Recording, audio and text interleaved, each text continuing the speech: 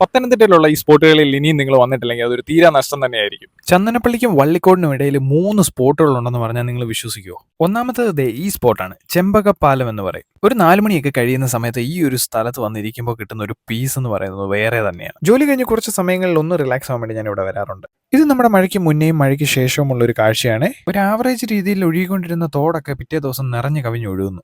ഇതൊരു സൂചന പോലെ എനിക്ക് തോന്നി നമ്മുടെ ജീവിതത്തിലെ അവസ്ഥകളൊക്കെ മാറാൻ കേവലം സെക്കൻഡ്സുകളും ദിവസങ്ങളും മതി എന്നത്. അങ്ങനെ വൈബ് അടിച്ച് അവിടെ നിൽക്കുമ്പോഴാണ് നമ്മുടെ ചെക്കന്മാർ അവിടെ എത്തിയത്. നമ്മൾ പിന്നെ ആരുമായിട്ട് കമ്പനി ആവുമല്ലോ. അവർ അവിടെ നിന്ന് കിട്ടിലും കണ്ടന്റുകളൊക്കെ എടുത്തു. ഇതിലെ അജിനാണ് കേട്ടോ ഈ വീഡിയോയുടെ എൻ്റെ ഇൻട്രോ എടുത്തു തന്നത്. Thank you so much bro. നമ്മുടെ രണ്ടാമത്തെ സ്പോട്ട് ദേ ഇതാണ്, ചെമ്പകപ്പാലത്തിന് നേരെ ഓപ്പോസിറ്റ് കാണുന്ന സ്പോട്ട്. ഈ സ്ഥലത്തിന്റെ പേരറിയാവുന്നവർ ഒന്ന് കമന്റ് ചെയ്യുക. അവിടെ നിന്ന് കിട്ടി കുറച്ച് പേരെ വെട്ടില്ല അല്ലേ?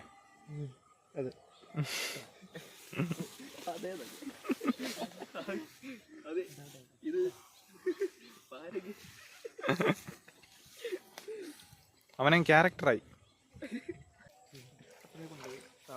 അങ്ങനെ കറക്റ്റ് ടൈമിങ്ങിൽ ഒരു മീനെയും കൂടെ കിട്ടി. വരാലുണ്ട്, പിന്നെ മറ്റേ മഴ പെയ്തതിന് തൊട്ട് തലേ ദിവസത്തെ കാഴ്ചയാണിത്. മഴ പെയ്ത രണ്ടാമത്തെ ദിവസത്തെ കാഴ്ചയാണിത്. 6 മാസം കൂടിയിരിക്കുമ്പോൾ നെൽകൃഷി ചെയ്യുന്ന സ്ഥലമാണ് കേട്ടോ. അന്നേരം ഇവിടൊക്കെ കാണാൻ നല്ല ഭംഗിയാണ്. മഴ പെയ്ത 3-ാമത്തെ ദിവസം എന്ന് പറയുന്നത് വളരെ ഭയാനകമായ ഒരു കാഴ്ചയായിരുന്നു. റോഡ് ഏതാന്ന് പോലും മനസ്സിലാക്കാൻ പറ്റാത്ത രീതിയിലേക്ക് വെള്ളം കയറി. ചെറിയൊരു മഴ പെയ്യുന്ന സമയത്തോ അല്ലെങ്കിൽ നെൽകൃഷി ചെയ്ത് കിടക്കുന്ന ആ ഒരു ടൈമിലോ ഈ സ്ഥലത്തെ ബ്യൂട്ടിഫുൾ ആയിട്ട് ഒന്നുകൂടെ നമുക്ക് കാണാനായിട്ട് കഴിയത്തുള്ളൂ.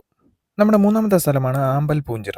ബോറടിച്ചിരിക്കുമ്പോൾ ജസ്റ്റ് ചില്ലാവാൻ പറ്റിയ കുഞ്ഞൊരു സ്ഥലം. പത്തനംതിട്ട ഇറങ്ങുന്ന ഈ 3 സ്പോട്ട് മിസ്സാക്കായിരിക്കും. ഈ വീഡിയോ ഇഷ്ടമല്ല എൻ്റെ ചാനൽ ഒന്ന് സബ്സ്ക്രൈബ് ചെയ്യുക, ലൈക്ക് ചെയ്യുക, ഷെയർ ചെയ്യുക, കമന്റ് ചെയ്യുക. Thank you.